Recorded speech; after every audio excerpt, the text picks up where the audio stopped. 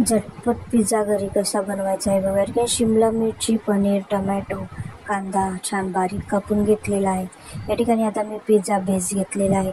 Pizza बेसवर मी आता tomato sauce टाकलेला आहे.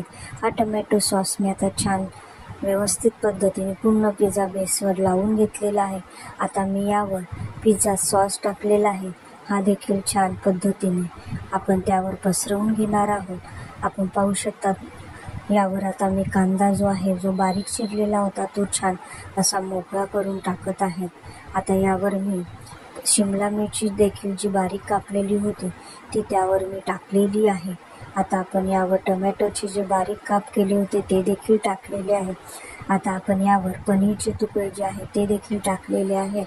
या पद्धतीने आपण छान पिझ्झा बेस हा सजवून घेत आहोत.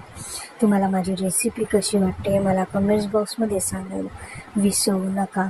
आता आपण यावरती छान पिझ्झा सॉस देखील परत थोडासा टाकलेला आहे, जेणेकरून छान चव ही आपल्याला लागेल. आता मी यावर चीज हे छान बारीक खिसणीच्या साहाय्याने खिसून टाकून घेत आहे. या पद्धतीने छान पिझ्झाला आपण सजवलेलं आहे.